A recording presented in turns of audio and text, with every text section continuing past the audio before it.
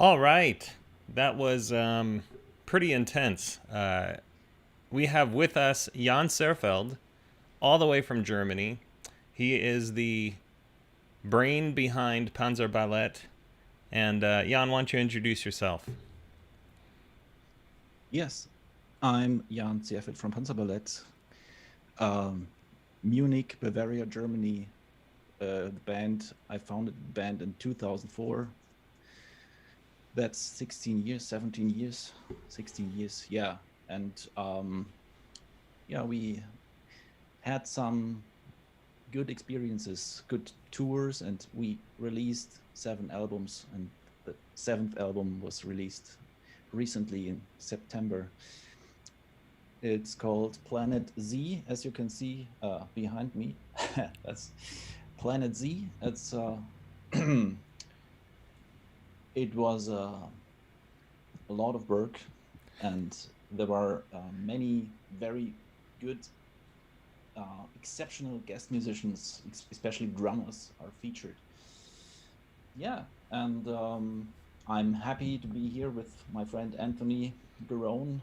We had we shared some uh, good times together already, Oh, and yeah. And a few beers. yeah, and Yeah. it's good to good to see you, Anthony. Awesome. Thank you, Jan.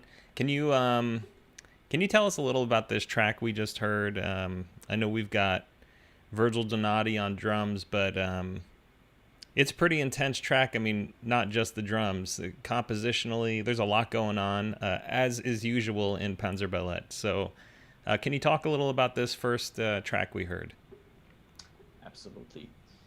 So first of all, it is composed by a friend of mine, Nelida Bejar, from Spain, and I want years ago I asked her to, because I got to know her compositions a lot, got to sink my teeth into her compositions, and I thought, well, that's something. If she wrote something for Panzerballett, that would might turn out like amazing. And the only thing that I contributed was the drum part, um, but the main composition is by her. And yes, it's the most, I think, intense track and the most atonal or avant-garde track. I would say it's when I heard it first time, it was like, oh my goodness, like some intensely smelly cheese. You really have to get used to it. But in the end, the more you hear it, the better it gets. And it's I chose it as an opening track because it's like in a horror movie or like in an extreme action movie. You start with the most one of the most blatant or most gore scene in the beginning, like to make a big impact emotionally as a start to have to create this tension throughout the rest of the of the whole work. So yeah, and I think many will think the same as I did. It's really, oh my goodness, what's that? I mean, that's overwhelming for the brain. It's too much information for the first time. But I think, yeah, let's give it a chance. Or I hope, Yeah. I hope, So, I hope so. Uh, um, because I think the opener is the track that will be listened to the most times, and so I want to give this music a chance to be exposed enough, long enough to get the people, get the listeners used to it in a way. So maybe they will recognize the awesomeness like 1 year later, whatever. I don't know, but and also it's a big honor to have Virgil on this track. It's one of my biggest influences musically and like in writing, and I still follow his work, and it's been a big honor to get him uh, for Planet Z. And so also like the title of Planet Z is kind of related to it's a play on words like to Planet X. Ah, This could be yeah. like I my never even version of thought a, about that because he was in the yeah, band for how long? yeah, for, I don't know. He is one of the main guys, as I Yeah, understand it. yeah. Um, or I thought he still is. I mean, I yeah, don't know. I don't know if they are still active at the moment, but I think, yeah, Planet X is. This was one of my main influences, and so this is kind of Planet Z, my version of a follow up on that. So, or yeah, Planet Z is also play on words like my last name Z, or my nickname is Z as well. So, and I'm on my planet when I compose or arrange, or when I'm sinking my teeth into music, then I'm going to my planet. So that's Planet Z. Also, the nature of kind of a solo project, because I have there are so many guest musicians this time. So yeah. Yeah, so I've got some exciting stuff to give away to people today, courtesy of Jan. So thank you for providing this. Uh, Oh, we you're very welcome. we don't have any criteria yet, but I do have a digital download code here that I would love to give away, and then even more exciting, we have an LP, an extra LP to send out to someone. So yeah, we got to figure out how to give this thing away. But this album is really awesome, and for people who don't know Panzerballett and who have not followed our history together, me and Jan, the band is a jazz metal band. And the reason that I have featured Jan so much on Make Weird Music is because he does not only really interesting music, but the mechanics of the music are often really obscure and difficult. So, Jan, you've done songs that were entirely in quintuplets. You've done songs that are entirely in septuplets. And I think let's set up the next track, which is the Wagner piece that you've got on here. Can you talk a little about what we're going to hear next? Wagner piece. That's initially this was we were the band in a open air festival which is taking place yearly in Worms in Germany. It's the Nibelung Festival of the Nibelungen Festival. We Okay. were we were like Panzerballett was the band in that play. So, and was um, my work was to my task was to arrange music of Panzerballett to this piece, to dances and whatever, to fill it with atmospheric stuff, everything in the style of Panzerballett. So, and of course, I thought, well, the Ring of the Nibelung is also from Wagner, is also important reference to. It's got nothing to do with this festival, but I thought, well, people relate to the Nibelungs might be Wagner as well, and this piece. So I chose to arrange this, and this was the time when I was going crazy with quintuplets as well. So I thought, well, it's might work out, because you have this. Well, why not take like quintuplet grid? It's working out pretty well. So it's quite short. It's the shortest track on the album, but I didn't want to make it longer because I didn't want to open it up again, because it was done for me. It's nice as it is. I just, yeah. Of course, you could, like, usually we would incorporate some soloing improvisation. I didn't want to do that. I just wanted just the theme and some additional stuff. It's Well, I But think it's it's that awesome. short. The way it turned out, I think the length is perfect, but Yeah. Hannes Grossman, I when I heard this track for the first time, I was sitting with my wife and I had my headphones on. I'm like, "Oh my goodness." And she's like, "What?" And she thought something was wrong and I was like, "You got to hear the drums on this song." It's such an astonishing performance. He did an incredible job. So can you talk a little about Hannes Grossman's drumming on this one? Yeah, well, I think it's quite he's very similar in his approach to Sebastian, actually. So when I got his track, I thought, well, that could, for me, that could as well be Sebastian, because Yeah. the idea is he's um, he's incorporating there is I think it's, well, a lot of double bass drum stuff, over the top double bass drum. It's incredible. I even added some tiny little some more notes to my riffing here and there, because of Hannes playing that stuff. It's pretty intense, um,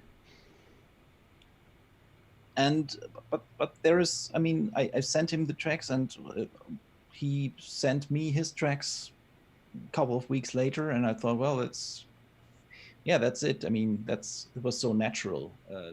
Yeah, it really it works so well, and I actually, you know, that I have kind of obsessively studied some of your music. Yes, I know. When I first heard it, I wasn't even thinking about the quintuplet aspect of it. So I want people to hear it before they listen. Instead of 16th notes, 4 notes per beat, this song is divided into 5 notes per beat. And we do have a full video with Jan about quintuplets and some septuplets, which is 7 notes per beat, and how to improvise in that rhythm. And it's a very interesting feeling that in recent years has actually made its way into hip hop with the quintuplet shuffles. So that's been pretty interesting to hear. But let's take a listen to this track, and just keep your ears open for quintuplets and just an absolute blitzkrieg of drums.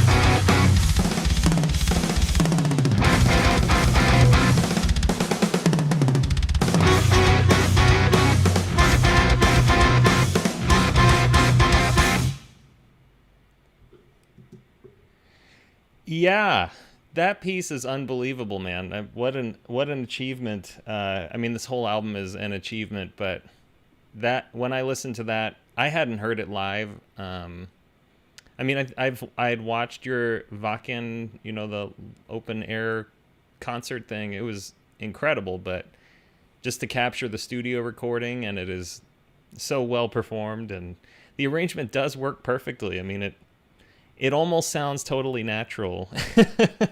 Yeah, that's And that's good. it's funny, Thanks. Trey Gunn, he's a touch guitarist from the band King Crimson. He was posting something about Wagner, that he was studying Wagner, and I sent him this piece, and he was like, "Holy smokes, is that you?" I said, "No, it's this band. You got to check them out from Germany." But yeah, everyone I've shared this track with is like, "This is mind blowing."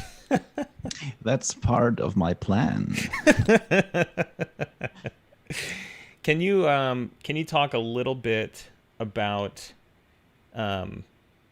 just kind of like the whole tuplet thing, just a brief recap for people. So it's one thing to think, okay, 5 notes per beat, but it's another thing to actually like arrange music in that way. Like, do you hear a piece of music and think that's well suited for quintuplets, or is it just kind of like anything could work?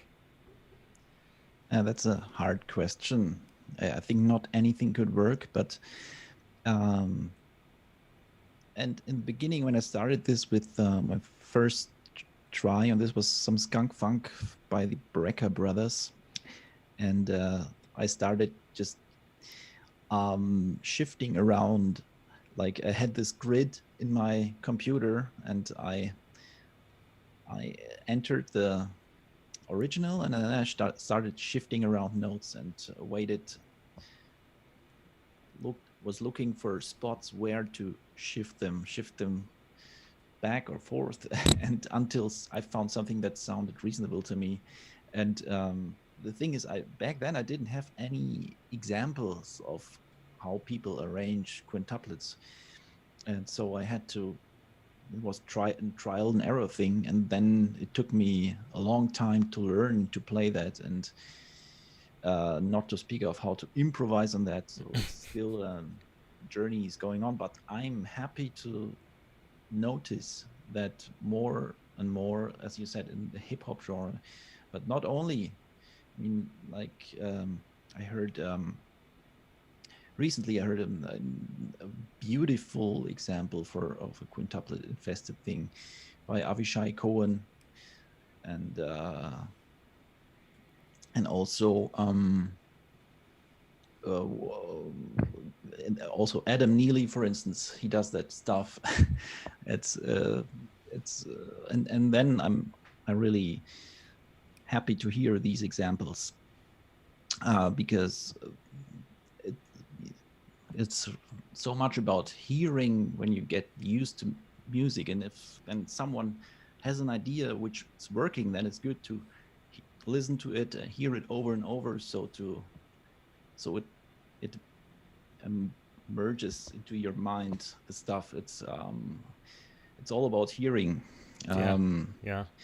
And also, of course, then if you perform the stuff, then you automatically hear it and get used to it. But still, I think it's important to just get used to it by hearing it over and over, and creating own exercises with it. And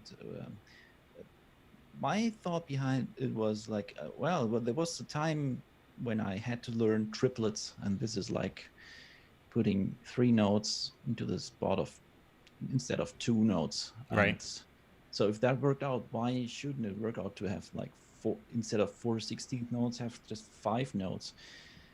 It's the same thing. It's just a little bit more complex, but not that complex. Right. And it's I think the grooves you can create with that are amazing. Yeah. And that's the more I get into it, the more in awe I am, and the more fascinated I am. And of course, you can imagine that with septuplets, this is even more It's sometimes you get the more tuplets you put into it, the slower the tempo has to become actually, because at some Right. time, if you have a tempo of 120, then it doesn't make any sense to have like septuplets, because no, to have something like 10 tuplets, because it gets ridiculous. You don't notice a difference between 10 and 11. That's, Right. I mean, it gets ridiculous. But So there for is the one musicians sweet that are, spot. sorry, Jan, Mhm. a couple people have asked about practicing tuplets and how to practice nested tuplets. Do you have any tips, like as you have investigated all this type of arrangement? Do you have any tips on practicing with tuplets? um, Tips of Maybe practicing. Well, the in uh, the maybe the click track idea that we explored in our tuplets video. If you could talk about how you set the your metronome to click on 1 and 4 out of every 7, that kind of thing. oh yes, um,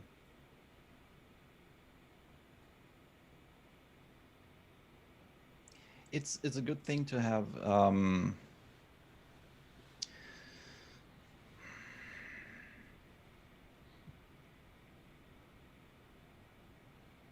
I use like metric modulation as a tool for it, to practice it. If you have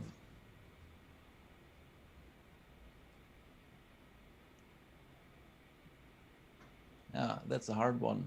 Without having an instrument here, it's hard to explain. Well, we can just But send them to the tuplets video, and if you haven't watched it already, yeah, we just we go pretty switching in depth. between, like using um, using groups of 5 notes, and for instance, like 5/16 notes, and then over a 4/4, and then changing changing them to 16th note quintuplets, and so you get a metric modulation. But it's hard to explain that way. So it's might be better if you forwarded them that video. Yeah, Yeah. it's just I practice it by going back and forth with changing between different tempos and metric modulation. That's my main tool for it, I think, or one of the tools. Just doing it over and over, changing just between 5 quintuplets, 16th notes, and triplets. That's really rewarding, to have a constant beat. Just practicing the stuff to a constant beat and shifting back and forth, creating own examples which with shifting tuplets. Yeah, Cool. that's Cool. as far as I can explain it, like uh, now, without any examples. Yeah, no Like, worries. yeah, So tell okay. us about the track. Just give us a brief intro to Urchin versus Octopus Oh with yes. Gergo Borlai on the drums.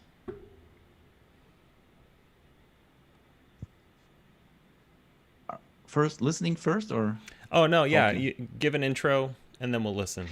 Sorry. Oh yes, Urchin versus Octopus. It's a exception. It's without saxophone. I wrote this. I wanted to do an promotional video for Ibanez, for 7 and 8 string guitars, where I compare them with going through different pickup settings, and especially, well, something incorporating all 8 strings, of course, and with different sounds, with clean crunch, heavy distorted high notes, low notes, going over the whole fretboard, and showing like funky parts, heavy parts, melodic parts. This was the purpose of a song, and it turned out to be awesome. But didn't have a saxophone, so I chose not to incorporate it into the program, but in the end, eventually I included it because it was, anyway, we had this mode with guest musicians and big band on one track. No saxophone was an option as well. So it's an album of options that were taken that I didn't take before. So, and it's one of my favorites, of course, also with Gergo Bolle drumming. He's an exceptional drummer, of course. Yeah. All right, let's take a listen. This one's a little bit long, so we'll probably do about half the track, and then we'll ask a little bit about Christmas music, and then I want to talk about the Morgan Ogren track. So here's yes. Urchin versus Octopus.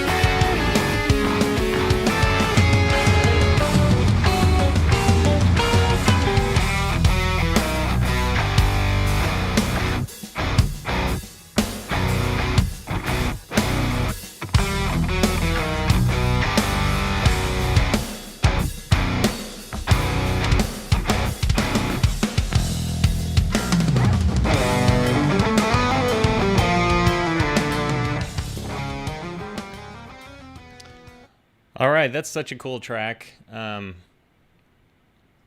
no one needs to hear a guitar solo, honestly. I'm just kidding. No. But you know, the title of the song is like funny.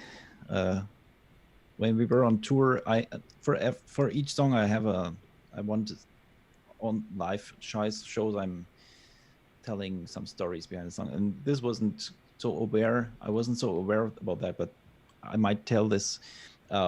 people ask me why do you call it Urchin versus Octopus? And well, it's because we had two band members in the past who were quite different in their personality, and some one of us brought up the comparison to the picture of, okay, if this guy is more like an octopus, then the other guy is more like an urchin. So and this became like a running gag, and as you can see, yeah, it's very different personality of an urchin, like versus the octopus. It's a funny thing. And also I think musically you could distinguish between like urchin, like you have the distorted waveforms of the waveform of distorted guitar with all the nails and edges, and, versus like the polyrhythms that are wandering around the beat, which is more like the octopus. Whatever. All right, so this next track features one of my favorite drummers, and for anyone who's followed Make Weird Music for some amount of time, I've featured a lot of this guy, and I've made a couple songs with him too. And Jan appears on one of them. It's called Three-Legged Dog, and that song is me, Morgan Ogren, my friend John on bass, and then Jan doing a guitar solo, which is pretty awesome. So that was big fun on your track, playing on your track. Yeah. Thanks, man. I have some more to have you play on for 2021. Oh, okay. That better you get it to me so I can start practicing. Yeah, some of the songs are tricky, but yeah, talk a little about your working with Morgan Ogren on this, and how did you two get connected? We got connected back in the days of MySpace or something. Just I don't remember exactly, but at least we were aware of each other. Of course, me as a fan of being a fan of Frederick Tordendahl's Special Defects, and of course of Mats Morgan, of that phenomenal band. I was a big fan of Morgan, and one day I think he noticed someone told him, or he heard about Panzerballett at some point, and so I think one further step was your cooperation with Morgan. So I think that rang a bell for him. Okay, that's the Panzerballett guy. And so when we met a year later or something at the NAMM show, then we hung out, and so this opened maybe the door. Or then he told me, if you have some music to drum on, let me know. So and that was exactly the point of time when I chose to work with different drummers. I thought, of course, Morgan has to be on it, and I wasn't sure which track to give him, because I know he's like he doesn't like to read notes or something and to have like exactly arranged drums. He's more of an improviser, and it's and that's what he told me. The best would be just to send him something just plain without drums, and he will improvise something to it. That's his favorite option. So and then I got this track, which was written by fellow musician composer from Munich. It's the track I chose for Morgan. It's Mind Your Head. So this is another composition that's not mine, but I asked a musician that I like, a composer I like. I got to know him last year, and I asked him write something. And what he wrote is exactly it has exactly this kind of polyrhythmic stuff that happens in Mats Morgan, for instance. And I thought this is the track that has to be for Morgan. And I got no voice for drums anyway from Leonhard. So I thought, well, I'll just give him, I record something to it, and it just some guitars and bass, and give that to Morgan. He will just improvise. Yeah, it's funny. Morgan, when I worked with Morgan, it was, it was this song I had asked a few drummers to play on, and they all said this song is too hard. It's going to take too much time, and that includes Sebastian from Panzerballett, because I had worked with Sebastian on another piece. But then when I gave it to Morgan, he goes, "Oh yeah, sure. I think I can record this between a couple of other songs that I'm working on." And like 2 days later, he had this incredible drum track recorded, and I was like, of course. He doesn't read music. He plays the music. He listens to it, and then he just plays along with it, and that's it. Yeah. And so I think that's a really cool advantage he has. And you can tell his experience with Mats Morgan, it's all improvisational, and so he can just step into any song and add something great. So he's just a legend. But yeah, let's check out this song, Mind Your Head. It's a pretty quick one. And then when we get back, we can talk about giving these records away and where people can buy it. So this is Mind Your Head. It's the third track on Planet Z.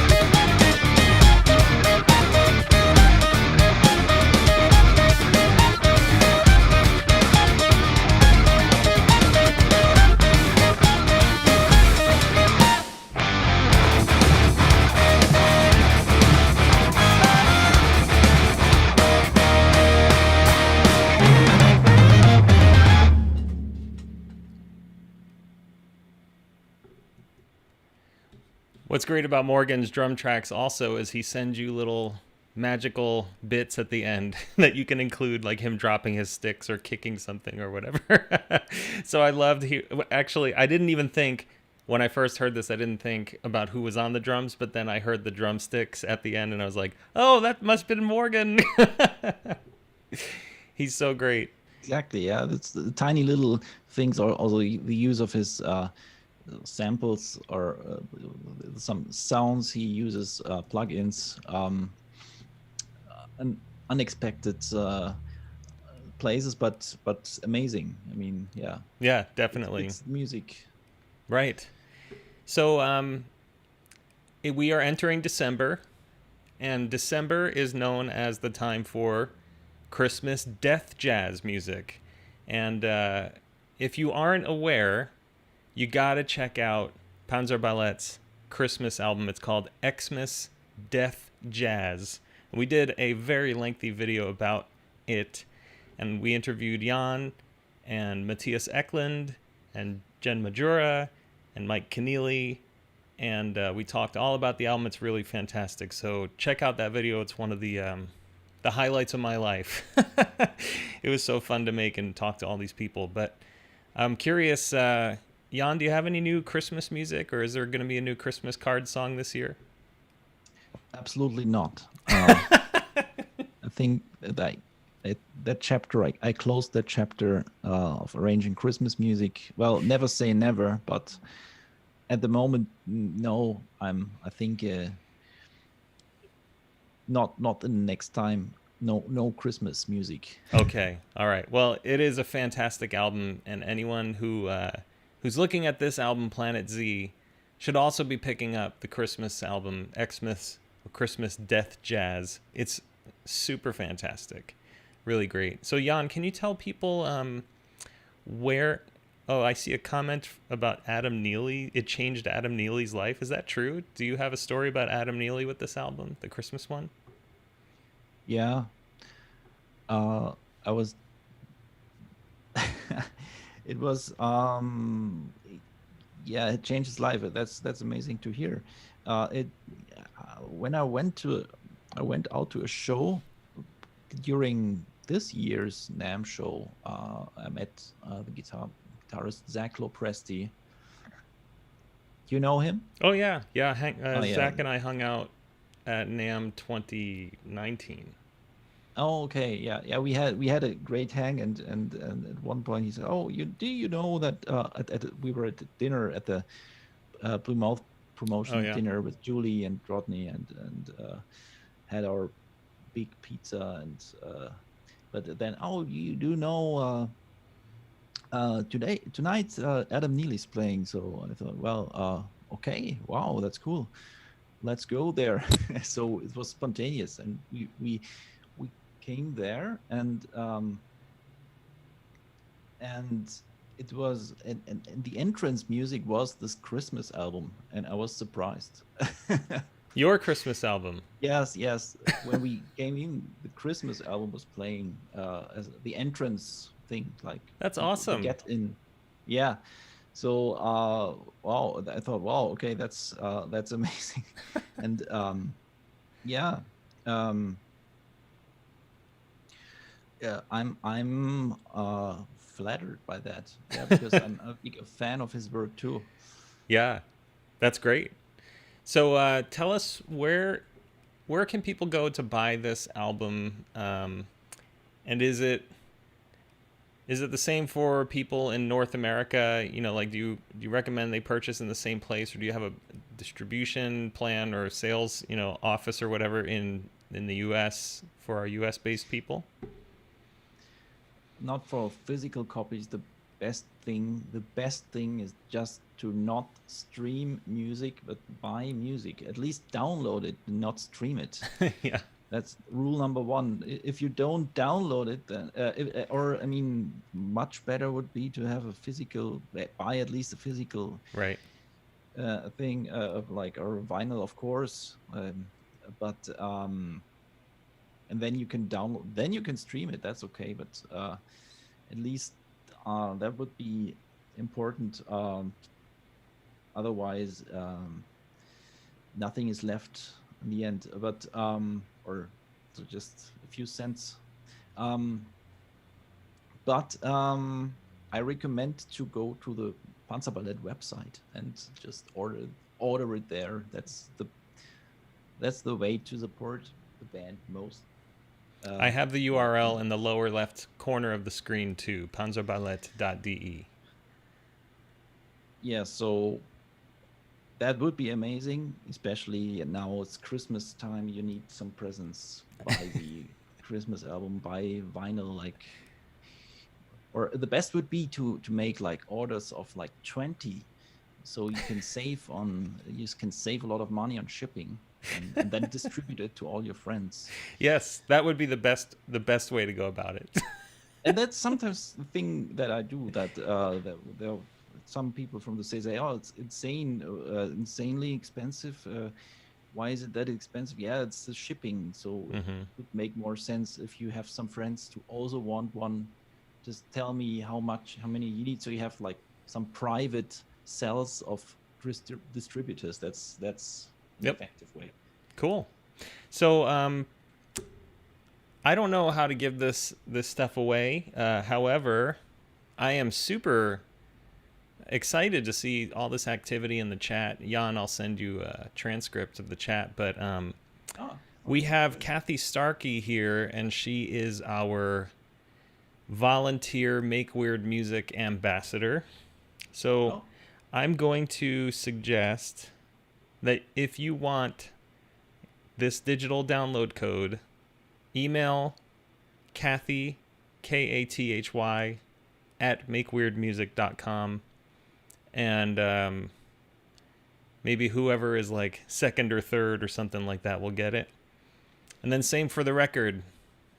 We'll just draw, random name, whoever emails Kathy. Kathy, I hope you don't mind me throwing you on the spot here, but email Kathy, Kathy, at makeweirdmusic.com. And maybe we'll make you sign up for the newsletter or something, which I send out once every 3 or 4 months. And one of you will get the LP, and one of you will get the download code. And if there is overwhelming demand, maybe I'll buy a couple copies, digital copies from Jan or something, and we can just give those out. Sound good? Perfect. All right, cool. So, Planet Z, it's the latest album. You said the 7th Panzerballett album. Okay, great. And so, yeah, there's tons of great music on here. Or not just on here. All of their albums are great. And so I would just start with the newest one and work your way back. The musicianship is top notch. The songs are awesome. They do so many great and interesting interpretations of songs you already know and completely turn them upside down. So, yeah, Brian J. Smith just said, not many have discographies as insane as Panzerballett. So I agree. Yeah, Brian is a crazy dude from New York City, and I say hi to Brian. He's a crazy, but good crazy. So, yeah. Well, hi, Brian. It sounds like you and I should get to know each other. Definitely. Awesome. So yeah, check out the album, and let's close out with, I think this one's my favorite. I go back and forth between who the Jack is Migger and Coconut, but I'm gonna claim here publicly Coconut is my favorite, and let's just close with that track. Sound good? Sound perfect. All right, Jan, thank you so much for giving us your time. Thanks to all the people in chat. Really appreciate you guys showing up. Really appreciate you participating and asking questions and chatting with me and hanging out with us live. So here's Coconut. Hope you enjoy it, and go to panzerballett.de to purchase Planet Z. Don't forget to email Kathy.